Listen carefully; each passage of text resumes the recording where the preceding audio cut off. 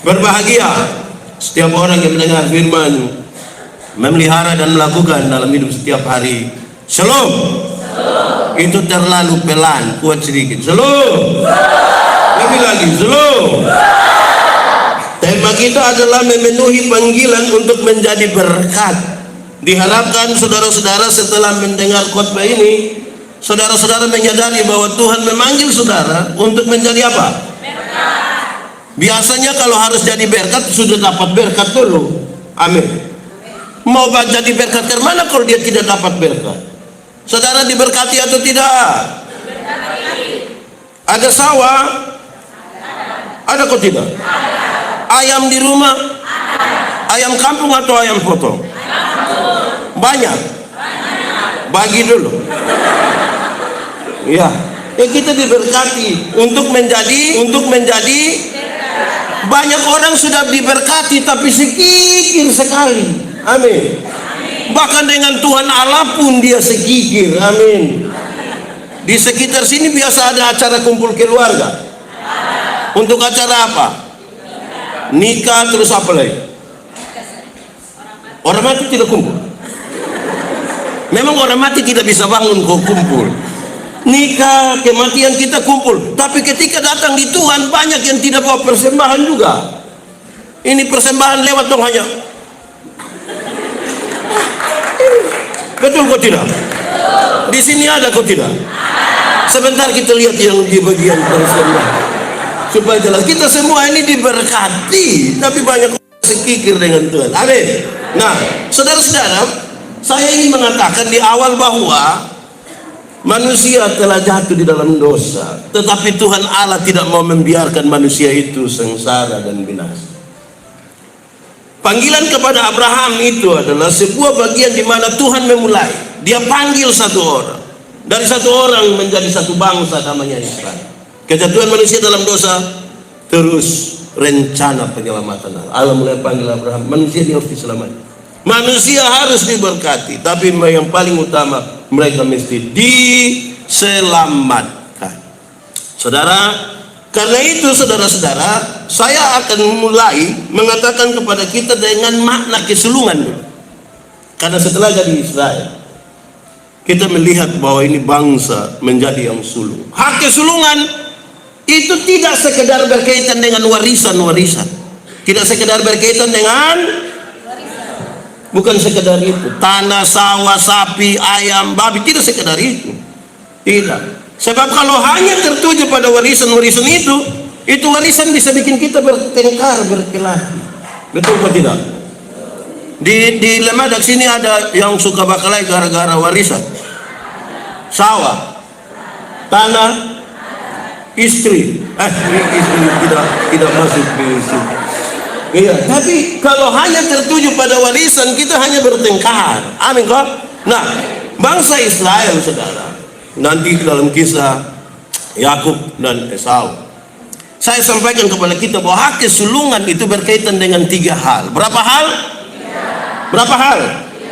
Hak kesulungan berkaitan dengan 1, hak untuk beribadah kepada Tuhan. Hak untuk beribadah. Jadi beribadah kepada Tuhan itu hak, bukan kewajiban. Beribadah kepada Tuhan itu apa? Amin. Saya senang karena hari ini kita banyak sekali di sini. Memang tiap minggu banyak begini. Kenapa dong tidak jawab saya? Saudara tidak mengerti saya punya kalimat. Memangnya tiap minggu banyak begini? Aha. Saya mau tanya dulu, kenapa ibadah hari Minggu ini kok mama-mama lebih banyak dari bapak-bapak? Ini mama janda semua. Ini janda semua atau bukan? Bukan. Teh bapak. Ya. Jadi saudara-saudara, beribadah itu hak, bukan kewajiban. Tapi masih banyak orang, dia pikir ibadah itu kewajiban. Jadi dia paksa diri untuk melaksanakan kewajiban. Ibadah itu hak. Kedua, hak kesulungan itu sangat berkaitan dengan hak untuk masuk ke tanah terjanji. Hak untuk apa? Masuk ke dalam konteks pembacaan tadi. Aku akan memberikan negeri ini kepada kamu, Kanaan. Dalam konteks bangsa Israel, Kanaan. Tetapi bagi kita semua, kita memiliki hak untuk masuk kerajaan surga. Kita memiliki hak untuk beroleh hidup yang supaya mati masuk surga. Amin kok. Yang mau mati masuk neraka angkat tangan. Tidak mau. Yang mau mati masuk surga angkat tangan. Mantap. Nah, yang tidak angkat tangan ini dia mau masuk di sawah di bagian mana?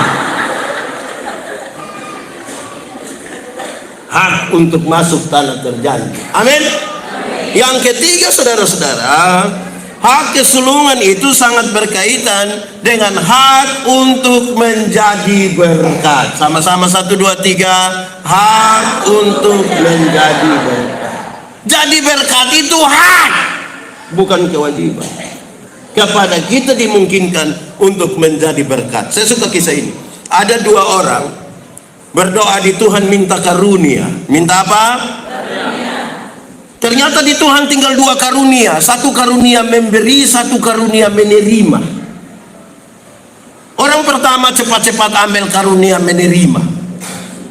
Maka tinggal karunia memberi. Orang kedua garu-garu kepala begini kok dia ambil karunia memberi. Lewat 20 tahun kemudian orang ketemu di satu perapatan jalan di lampu merah itu. Yang punya karunia memberi ada duduk di atas mobil mewah, satu tandain orang ini sukses ini. Yang punya karunia menerima ada duduk minta-minta di pinggir jalan. Jadi waktu orang dua baku lihat begini, ini satu yang perasaan itu waktu bu dapat karunia memberi, kenapa sekarang bu lebih kaya dari saya? Lantas dia bilang begini, kawan, karena Tuhan Allah tahu saya selalu harus memberi, maka kepada saya Tuhan kasih lebih. Tuhan kasih lebih. Karena engkau mau kasih banyak orang, tuh ini nih, engkau tidak adil, saya kasih lebih. Karena Tuhan tahu saya harus selalu memberi, Tuhan kasih. Tapi engkau kan karunia menerima, jadi mana-mana hanya begini. Saya tidak tahu kita ini lebih banyak karunia memberi atau menerima. Tidak usah omong, renungkan saja. Menjadi berkat itu hak. Karena kita berhak untuk itu. Tanya Tuhan, Tuhan, saya mau jadi berkat, mau ambil di mana? Mau ambil di orang pun kebun? Mau ambil di orang pun kandang? Tidak. Makanya jangan lupa Tuhan, supaya hak itu selalu ada. Amin. Kadang-kadang kita orang Kristen ini kacau balau.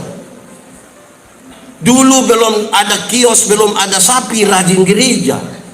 Berdoa sungguh-sungguh supaya Tuhan kasih dia berkat. Tuhan kasih sapi, Tuhan kasih ketemu dia dan petugas koperasi satu kau dapat modal kios. Di sini kenal petugas koperasi?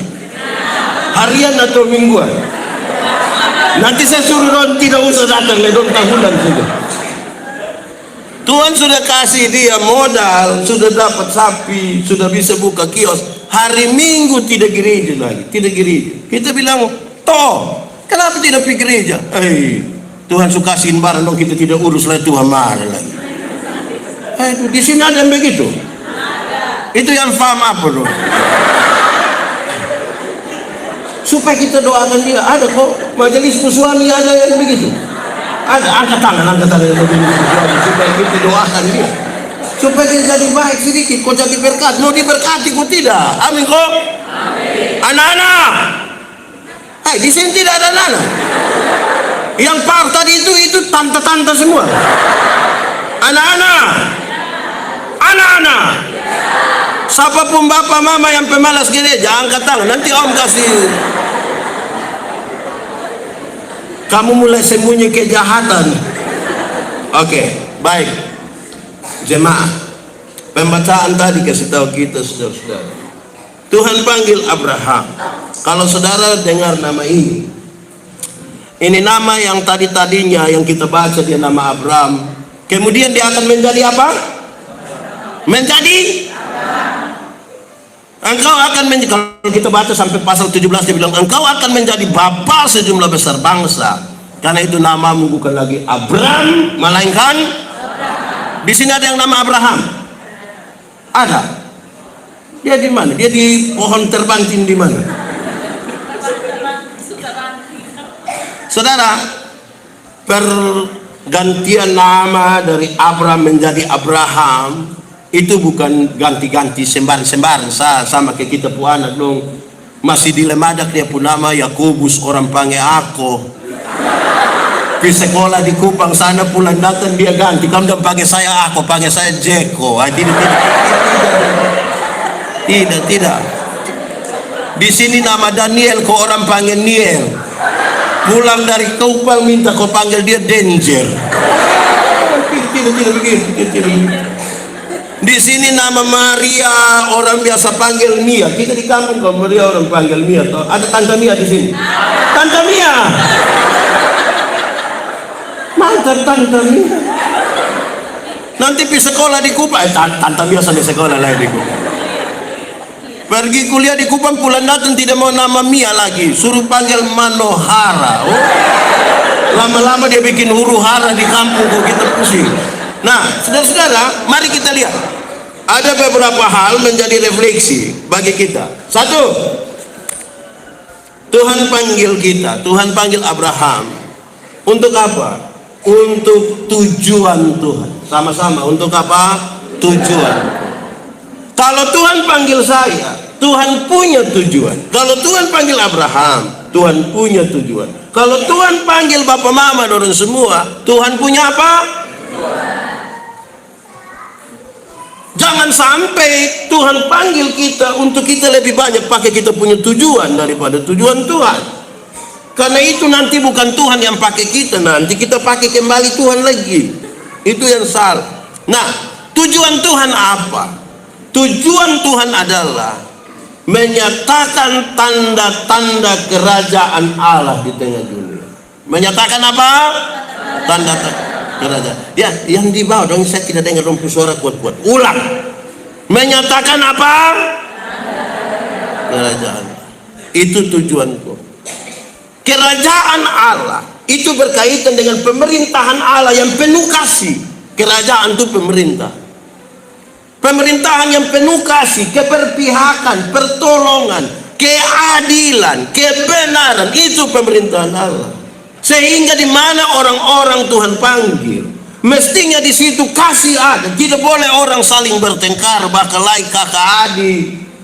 Di sini ada bakalai kakak adik, ipar-ipar, dan mama mantu, dan bapak mantu dari Oilas. Jadi saudara nikah dengan siapa pembantu orang Oilas. Mestinya orang-orang yang dipanggil untuk melayani, dipanggil untuk tujuan Tuhan, pemerintahan Allah berlaku atas. Tidak boleh ada saling apa itu, tidak mengasihi. Saya mengatakan tidak mengasihi bukan berarti kita tidak boleh beda pendapat. Beda pendapat itu boleh. Amin toh? Betul kok tidak? Ini Tante Mia itu hari nikah umur berapa? Umur berapa Tante Mia? 65. Makanya omong Tante Mia omong betsundengan. 25 tahun Tante Mia tinggal dengan Bapak Mama. Itu kan dong punya kebiasaan beda toh? Dong punya kebiasaan sendiri, betul kok tidak? Tante Mia nikah dengan Om siapa? Om siapa? Melkianus. Om Eki atau Om? Ya. Nah, Om Eki juga tinggal dengan orang tua, dompung kebiasaan beda toh? Nah, 25 tahun di tempat yang berbeda nih, kemudian pacaran berapa lama lagi? 5 tahun? Dari SD. Pacaran 5 tahun, terus langsung yang 25 tahun kebiasaan di sebelah, 25 tahun kebiasaan di sebelah, langsung jadi seragam. Pasti ada perbedaan tuh. Kasih itu bukan bikin seragam, kasih itu pengelolaan. Supaya Tante Mia punya tidak baik yang biasa pamaki Om Eki stop, jangan pamaki. Atau siapa yang dia punya istri itu kan pamaki bilang terus. Supaya Om Eki punya kebiasaan minum sop, Om Eki biasa minum sop. Oh, lemah. baik. Kalau dia minum kesudah, stop. Ya kan berbeda, tapi kan supaya dikeluar. Jadi panggilan Tuhan pertama-tama untuk apa? Tujuan siapa? Tujuan Tuhan, bukan tujuan kita. Kalau Tuhan panggil kita, Tuhan pasti punya tujuan. Tujuannya apa? Mendatangkan tanda-tanda kerajaan Allah. Amin kok? Saya dengar hari Selasa gereja ini mulai membangun lanjutan. Betul? Bangunlah dalam tujuan Tuhan.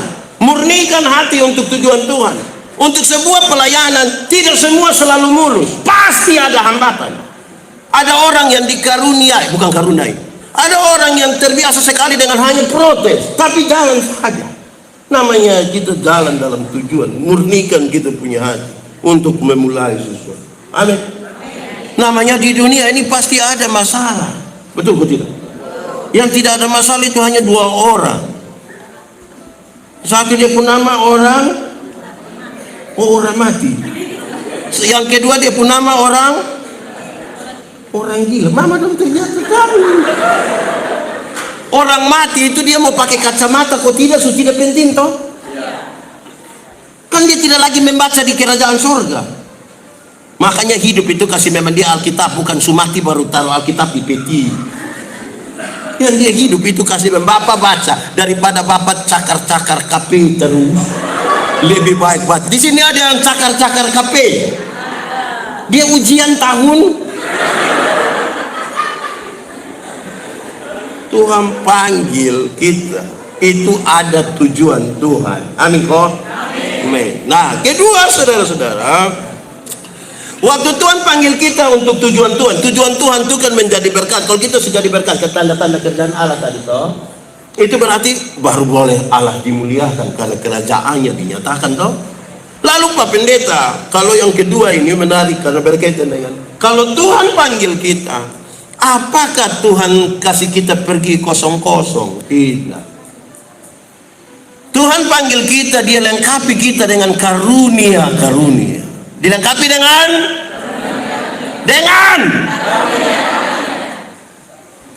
Alkitab membedakan karunia atas dua begitu. Satu dia punya nama karunia motivasi. Karunia apa? Karunia motivasi itu macam menyanyi, berkhotbah, mengajar, itu karunia apa? Motivasi. Yang kedua, karunia manifestasi. Karunia apa? Manifestasi. Ya. Karunia apa? Manifestasi. Manifestasi itu misalnya bicara dalam bahasa roh, menerjemahkan bahasa roh, menyembuhkan orang. Ah, itu dua karunia. Tidak ada satu lebih hebat dari yang lain. Semua ini dipakai untuk apa? Untuk pertumbuhan dan pembangunan jemaat. Nah, ini dua karunia, dua kelompok karunia Tuhan kasih kita untuk melengkapi orang-orang yang Tuhan panggil untuk pergi dan menyatakan tanda-tanda kerajaan. Persoalan kita ada dua, saudara. Persoalan yang pertama, banyak orang yang dipanggil Tuhan, dia tidak memahami karunia apa yang Tuhan taruh di dalam dia. Dia tidak memahami. Dia tidak paham. Persoalan yang kedua, dia pakai dia punya mau dan bukan Tuhan punya mau. Saya senang, ini hari ada 5 vokal group mengkali menyanyi kan? Oh, tidak apa-apa. Baik. Asal yang 50. 5 di beberapa tempat, kalau kita ibadah hari Minggu, pendeta tanya, ada solo, duet, vokal group? Tidak. Di beberapa tempat dong tidak. Tapi kalau bilang ketua majelis Sinode Gemit dan gubernur Nusa Tenggara Timur akan beribadah bersama-sama dengan jemaat Getsemani Lemada. Oh, itu solo Judia, duet Judia, trio Judia, vokal grup Judia, paduan suara. Kata itu karunia apa? Itu karunia makam puja. Dan itu tidak perlu ada itu. Ada orang yang penampilan untuk supaya orang kenal dia itu nomor 1 mah. Dia tidak aktif di pelayanan mah. Ke Karmana kuah. Dia lemah sini ada. Nah dia laki-laki kok perempuan. Mulai bertunduk. Jadi rajin gereja dulu. Ada orang yang tidak gereja bertahun-tahun, tapi dia ikut di bagian marah-marah saja. Karunia marah-marah. Saudara-saudara, ini karunia, ini Tuhan panggil kita. Kan dia bilang, Yandi, lebih di menela pintu. Padahal tahu menela pintu. Kalau dia lebat tidak tahu tempat terlalu. Itu hanya saya dengan Pak Cornelis Chung yang tahu. Kami dua tahu. Menela pintu. Dia tidak suruh saya pi kosong-kosong. Ini yang dia pun nama bekal. Dia memperlengkapi kita dengan sesuatu. Anto? Nanti ini tahun kan pemilihan majelis jemaat toh? Ada yang semua mengundurkan diri. Ya coba kasih tunjuk saya. Yang mana mau saya lihat nih? Wagai, aku mau mundur gimana? Hah? Saya tanda-tanda yang ini. Mana Mia? Jadi saudara-saudara, Tuhan panggil kita ini mau pemilihan majelis. Kalau Tuhan mau lewat jemaat kita dipilih, siap kita tuh hati baik, betul melayani toh. Kita melayani bukan karena kebaikan. Saudara tidak tahu ini lagu? Tidak tahu. Nah kenapa suruh saya solo? Bukan karena kebaikanmu, bukan karena fasilidamu, bukan karena kebaikanmu. Tinggal kau dipanggil, kau dipakainya, langsung ref. Semua apa? Karena anugerahnya diberikannya pada kita. Dia pun lanjutan sampai rumah baru kali dia. Pendeta susu sama.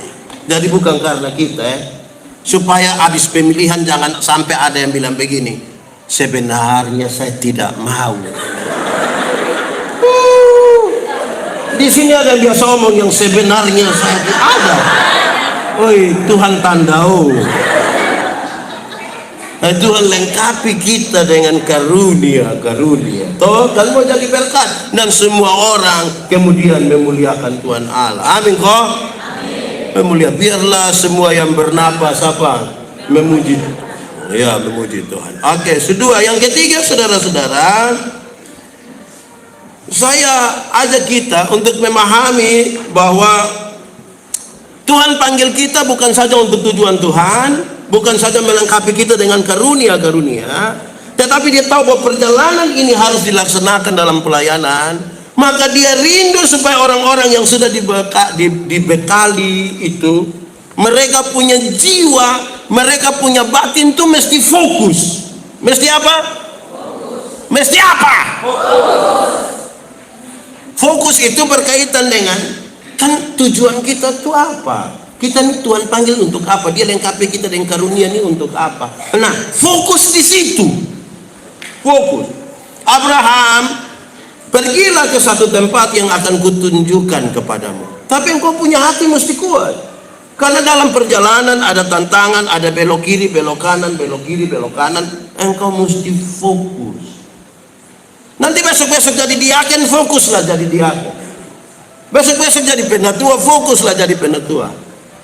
Biasa gereja Tuhan jadi kacau, itu yang dia kasih tinggal di kerja dia. Kan dia urus orang penatua pun pekerjaan. Itu yang biasa bikin kacau-kacau gereja. Masing-masing fokus dan dia punya. Amin kok. Nanti akan ada pembangunan gereja tuh.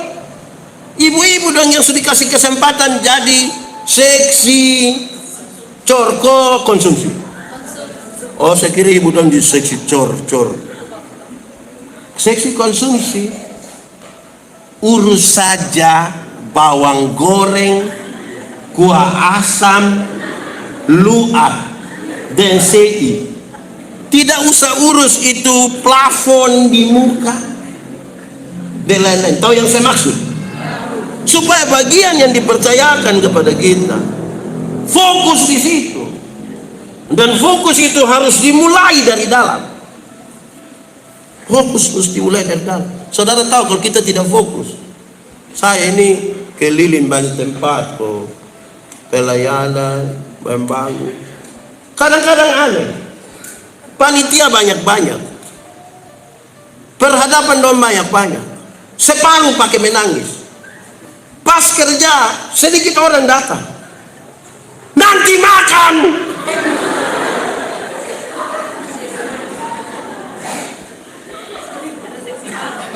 Jadi fokus di yang kita pun tanggung jawab. Amin kok. Saya marah satu panitia. Gara-gara don suruh saya kau beli paku. Bukan pakai saya uang, pakai uang. Saya beli paku saya tanya, paku berapa? 7, 10, 15. Sampai lama lagi. Bapak paku. Berapa lagi? 7, 10, 15. Sampai lama lagi. Bapak paku. Ini berapa? 7, 10, 15. Nah, yang 7, 10, 15 yang 2 kali saya beli itu kamu bikin bubur.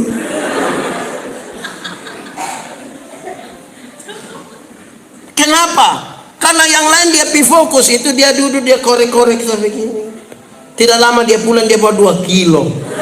Dia korek-korek begini, dia pulang. Nah ini yang kita 7, 10, 15, 7, 10, 15 tidak habis-habis ini.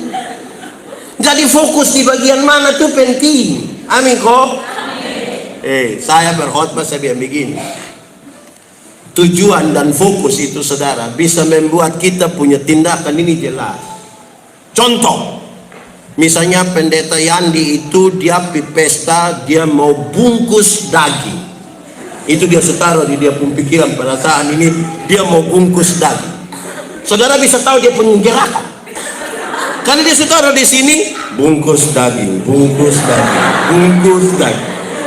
Maka ketika jam makan dia akan jalan, dia cek. Pas di bagian yang dia mau bungkus, dia akan bilang kepada pendeta Yandi, dia akan bilang pada tuan dan nyonya rumah, bilang, nah pendeta Yandi itu punya anak laki-laki yang ketiga bungsu itu nama Jonathan.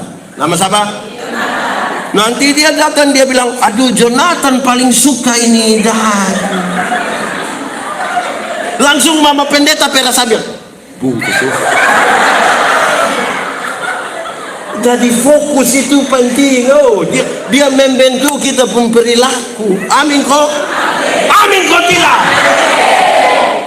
Jadi saya kasih tahu begitu. Karena saya juga pernah bungkus daging. Makanya saya kasih contoh. Kita dipanggil apa ya? Untuk fokus toh. Tuhan panggil untuk tujuan Tuhan. Bayangkan kalau kita tidak fokus. Bayangkan kalau kita tidak fokus. Dia bawa motor, dia masih terima telepon leda orang, foto lagi. Lama-lama kita mati kalau tidak fokus. Betul kok tidak? Jadi fokus. Ada kerja apa itu fokus di situ. Orang yang paling gagal di dunia adalah orang yang kalau kita tanya bilang, Ama, suruh kerja apa? Apa yang saya tidak kerja? Apa? Kerja semua itu yang gagal semua. Betul kok tidak? Makanya FOKU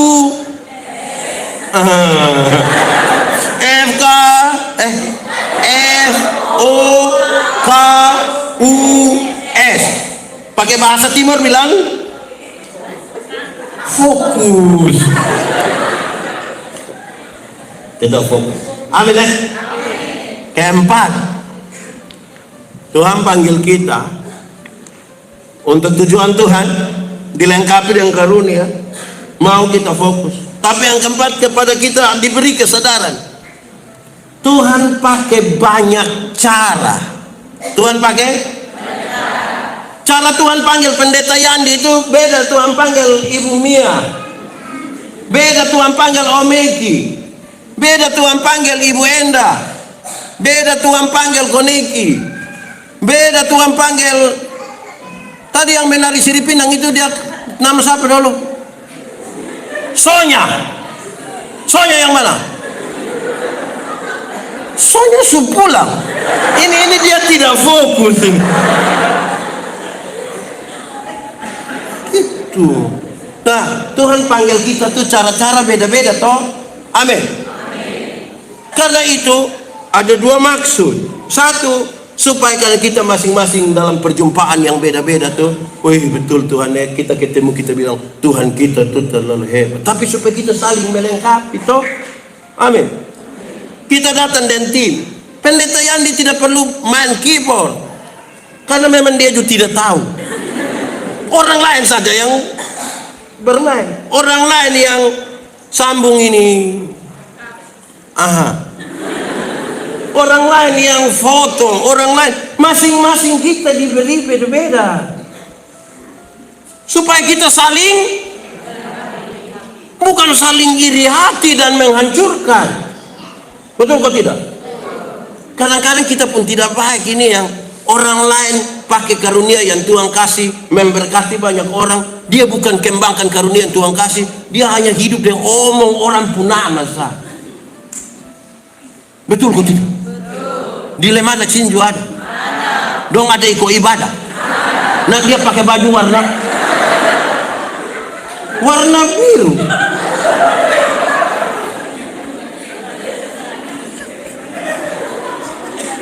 Jadi saudara-saudara, Tuhan panggil gitu tuh toh, cara beda-beda toh.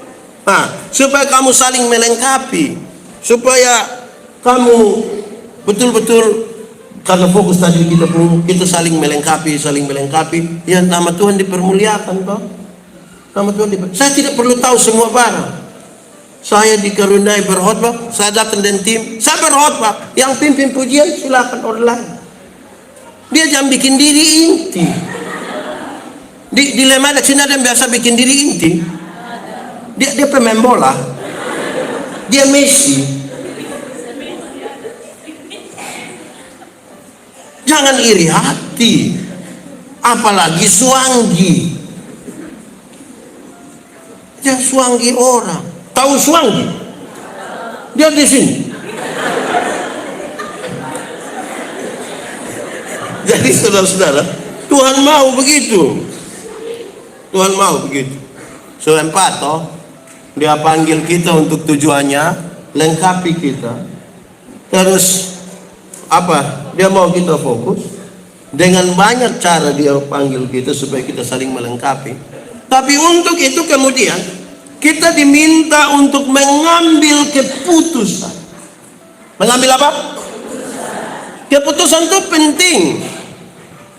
Ini satu hari seorang manusia itu ambil keputusan antara 300 sampai 1500 kali keputusan.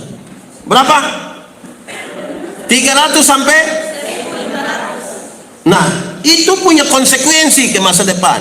Contoh, bangun tidur, mau langsung turun atau tarik tambah air panas, itu keputusan. Betul atau tidak? Bangun tidur, mau berdoa dulu atau foto, itu juga keputusan. Kita semua yang hadir ini bagian dari keputusan masa lalu. Betul atau tidak? Kenapa pendeta yang khotbah di sini?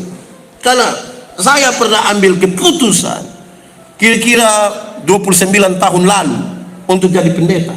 Makanya saya khotbah di sini. Kenapa Tante Mia punya suami nama Om Meki? Karena dua pernah ambil keputusan. Tidak mungkin Om Meki bilang, saya betul-betul tidak tahu. Saya hanya tidur begini, baik. Dia ada begini. Ada keputusan. Betul atau tidak? Keputusan itu dalam pelayanan Tuhan ada dua hal. Ada berapa? Pertama, keputusan pribadi. Keputusan apa? Personal, pribadi.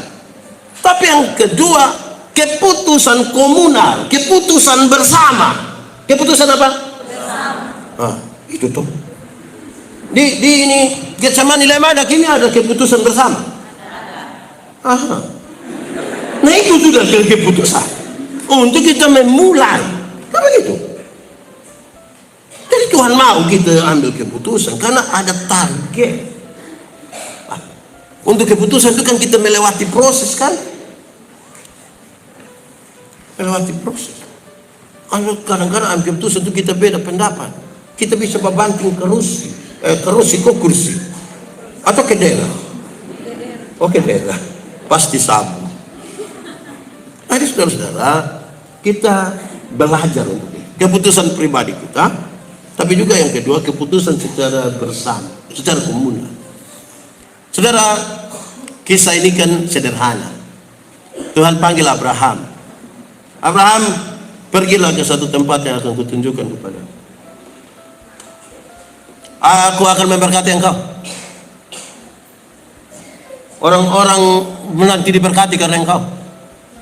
Siapa yang mengutuk engkau, Tuhan marah nanti. Pergi sudah. Dia bawa siapa? Dia punya istri. Dia pemponaan dia bawa. Bukan dia kasih tengok dia punya istri di situ, dia pergi cari lagi di pohon terbantin. Ya toh? Itu keputusan. Dan itu keputusan iman. Karena Tuhan bicara dengan Abraham. Tapi mangkali. Atau pakai bahasa Indonesia bilang barangkali. Barangkali salah juga dengar. Tapi ini sebuah keputusan. Oh, mari kita mulai. Semua budak yang didapat di Haran dibawa semua. Mereka bersama-sama untuk sesuatu. Saudara, di situ ditulis ada Lot. Ada siapa? Di sini ada nama Lot.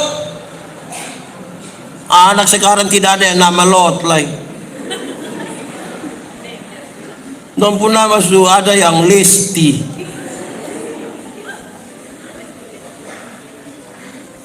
Saudara lihat dalam perjalanannya kan dong pisah toh Abraham de Lot. Karena gara-gara dong pun pengikut dong pun anak buah dong kerja aku doa sebagai kok. Keputusan itu penting.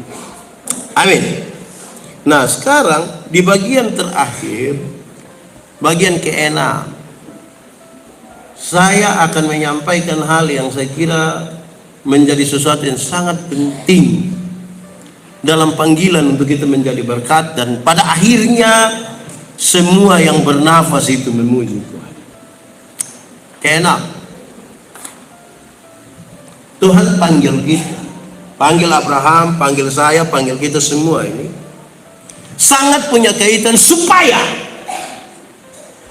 kita punya kedewasaan spiritual. Punya apa? Kedewasaan spiritual, kedewasaan iman. Masa melayani Tuhan sekian lama tidak beriman kepada Tuhan? Bagaya bilang begini-begini sudah 4 periode Pak Pendeta, tapi tidak beriman, tidak meyakini apa yang dia katakan, tidak meyakini apa yang dia doakan. Kita mesti dewasa secara spiritual. Secara badan, secara jasmani tidak usah pikir, nanti dia dengan sendirinya menuju. Iya toh? Kalau kita makin tua, kau makin muda. Kalau sampai ada yang datang bilang, ketambah muda, jangan percaya. Karena kita menuju tua. Sudah nggak? Kedewasaan spiritual. Artinya begini. Tuhan sudah panggil kita untuk tujuan Tuhan. Lengkapi kita. Hai, kamu banyak-banyak ini mana?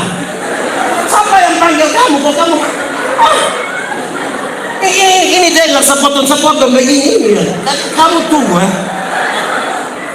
Kau sibuk apa yang? Catat dong nama. Saudara, Tuhan panggil kita untuk tujuannya. Sudah tujuannya dilengkapi dengan karunia.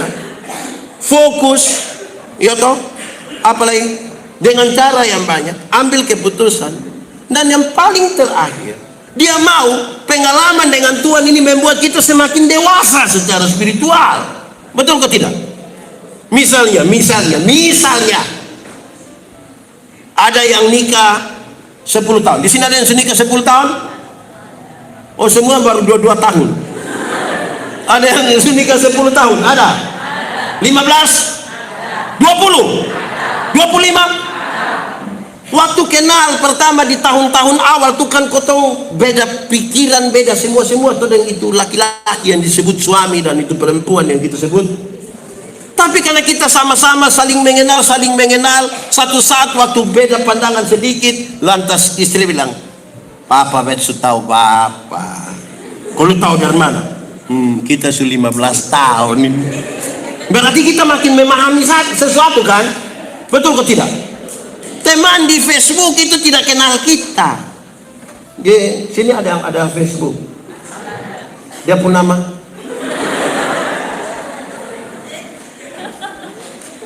Masa kau melayani Tuhan, jalan bersama-sama dengan Tuhan dalam tujuan Tuhan, tapi tidak mengalami kedewasaan iman, kedewasaan spiritual? Untuk apa? Untuk apa saudara bilang begini, "Pak, gereja lemah ada gitu Bapak, kalau itu hari bukan kami, mungkin tidak." Lah, kedewasaan spiritual. Betul kok tidak? Masa jalan-jalan kecil-kecil terus? Kita tambah kecil, kok tambah besar. Nah, itu tuh. Spiritualitas. Saya akan bicara dua hal ini ya. Spiritualitas dan iman. Spiritualitas itu gerakan dari dalam keluar. Gerakan dari dalam ke luar. Bukan dari luar ke dalam. Yang dari luar ke dalam itu namanya pencitraan. Namanya pencitraan. Misalnya, kalau dia rajin, maka tanpa ada orang suruh dia sudah kerja. Itu dari dalam keluar. Kalau pencitraan, dia tunggu ke orang foto, bikin video, baru dia sengaja pilih kotoran, baru dia bilang, "Pas saya pilih lu foto itu pencitraan." Jelas kok? Nah, gerakan dari dalam keluar. Apa itu di dalam? Yang di dalam itu teologi. Apa? Teologi. Yang keluar itu etika. Apa? Etika. Nah, yang di dalam dan yang keluar, teologi dan etika ketemu, namanya spiritualitas. Namanya apa? Spiritualitas. Nah, kalau sudah melayani Tuhan lama-lama, harus sudah terbentuk kedewasaan spiritual. Amin kok? Jangan bikin lagi anak-anak kecil yang Tuhan tersinggung lah. Sedikit-sedikit tersinggung. Sedikit-sedikit tersinggung. Sedikit-sedikit tersinggung. Tersinggunglah sedikit-sedikit. Dewasa. Saya berkhotbah tentang persahabatan. Saya bilang begini, persahabatan, saya tidak ngomong sampai tuntas, saya ngomong dua jenisnya saja. Persahabatan itu ke sekolah. Ke apa? Di sini ada sekolah. Nah, di mana? Oh, di situ. Sekolah itu, lihat anak-anak TK kalau bersahabat. Saya lihat anak PAUD kalau bersahabat. Apalagi orang baru datang di tahun ajaran baru. Lari sama-sama, bermain sama-sama, taguling sama-sama, kursi bola sama-sama, dong senang-senang. Terus kita tanya, "Kakak, itu kakak pun teman?" "Iya." "Dia pun nama siapa?" "Tahu." Ada sama-sama tapi tidak kenal. Itu persahabatan kalau kecil itu. Betul kok tidak? Rame sama-sama tapi tidak kenal. Wah, gereja tidak boleh begitu. Amin kok. Kedua, SD. Di sini ada yang SD. Tante Mia. Nah, SD. Persahabatan SD, dong saling mengenal. Dong bisa singgah ambil kawan kopi sekolah, pi beli kue Solo. Di sini ada kue Solo. Bisa bungkus. Dong pi beli kue Solo, pi beli hopis. Tahu hopis? Masih ada hopis? Bungkus juga. Dong pi kios sama-sama, pi mana sama-sama. Tapi jangan coba-coba bikin tas salah dia. Barani bikin tas salah dia langsung kas kembali ke penggula-gula. Itu persahabatan tingkat SD. Bakawan-bakawan dia kasih apa dia ingat, Bapak situ lu pikir. Nah, di sini ada yang begitu. Dia tante-tante atau om-om. Tante. Nah, dia duduk di sini kok dia majelis kok jemaat. Dewasa spiritual. Amin kok. Kedua, iman. Apa? Sama-sama. Apa? Ikut. Iman ialah. Omong ah. Ulang satu.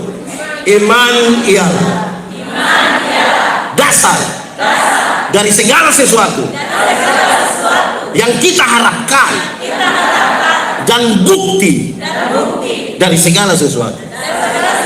yang tidak kita lihat. Kenapa lihat saya? Dengar. Dasar itu apa? Fundere, fondasi. Tahu fondasi? Yang mana? Ini. Funderen kuat, fondasi kuat, bangunan kuat. Fondasi miring, bangunan miring. Fondasi dari yang kita harapkan itu cita-cita, apa? Idealisme masa depan, visi. Saudara mau jadi apapun silakan, mau bangun harapan, mau jadi orang terkaya di Indonesia silakan, itu visi. Saudara mau jadi gubernur NTT 2080 silakan, itu saudara pun cita-cita. Saudara mau jadi perempuan tercantik saya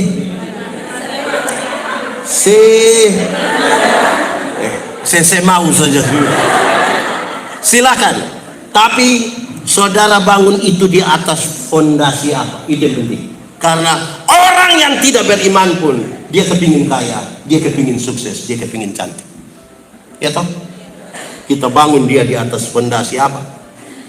Kedua, bukti. Apa? Bukti dari yang tidak kita lihat. Saya pakai penjelasan ini. Agape tahu kan, saya biasa menjelaskan ini. Tapi bukti dari yang kita lihat. Arsitek. Tahu arsitek? Di sini ada arsitek. Oh, ini Pak yang duduk di muka ini, itu arsitek. Pak Niki. Saya ada mau minta tolong dia. Arsitek kita, waktu dong mau bangun satu bangunan, sudah kelihatan. Sudah kok belum? Belum toh? Dong gambarkan di sini. Kamar berapa? Ada garasi kok tidak? Lantai berapa? Pintu di mana? Jendela di mana? Dong gambar di sini. Kelihatan? Dia punya sini tahu? Dari yang tidak kelihatan, dia gambarkan di atas satu kertas. Itu kertas nama apa? Oh, kertas toh. Dia gambar itu kertas. Dari yang tidak kelihatan digambarkan mulai jelas terlihat di satu kertas. Betul? Atau kalau kita tidak mau pakai arsitek, nah kita orang tua dulu, dong mau bangun rumah, dong mau bangun gereja, dong taruh di depotan, datang, dong pakai kayu kodong garis langsung di tanah. Betul? Terus dari yang sudah kelihatan di gambar, dong mulai kerja sudah. Amin. Waktu dong kerja, bangunan gereja suada, gedung megah suada, orang senang, dong datang foto-foto di muka situ. Ada yang pernah foto di muka situ? Yang foto, dia tahu kekuatan dari ini bangunan. Titik-titik terkuat dari bangunan dia tahu. Tahu ke tidak? Orang bisa mengagumi sesuatu yang megah, tapi tidak tahu titik-titik terkuat. Siapa yang paling tahu? Hanya dua orang. Satu, yang gambar. Kedua, tukang yang mengerjakan. Kita, semua orang boleh lihat kita puluhan. Kita boleh omong manis-manis, mau apa saja. Tapi titik-titik terkuat dalam hidup Tuhan Allah yang tahu. Dia arsitek, kita pun kayak gitu. Dia tahu kita. Jangan bergaya. Dia tahu. Amin kok. Karena itu orang yang dipanggil harus pada yang paling tinggi adalah dia memiliki kedewasaan spiritualitas, kedewasaan. Amin. Orang kalau punya kedewasaan iman, dia kerja sesuatu, dia melakukan sesuatu, orang bilang puji Tuhan, biarlah segala yang bernapas memuji. Contoh, itu hari Puteman satu, dia mau beli tiket kapal laut untuk dia saudara mau pergi Ambon. Dia pergi, dia bilang selamat pagi, bisa beli kok. Pegawai dia bilang belum Pak, jam 8. Oh, dia bilang pas jam 8 dia bilang bisa kok. Dia bilang sedikit lain. Jam 8.15 bilang kok ini sudah jam 8 sudah bisa. Namanya sudah. Menurut saudara dia nanti memuliakan Tuhan? Kalau kita kerja yang baik, dia beli itu tiket, tunggu saya kasih dia kipas angin. Dia beli cepat-cepat, dia pulang keluarga, dia pu istri orang Thailand, papa, pun cepat lagi. Dia bilang begini, oi puji Tuhan, orang di sana layani baik-baik, jadi waktu cepat, waktu amin Pak. Waktu kerja baik-baik, itu orang bilang puji Tuhan, amin itu. Jadi kedewasaan spiritual membuat kita kemudian melayani dengan hati. Dan orang bilang apa? Puji Tuhan. Semua yang bernapas memuji. Nah,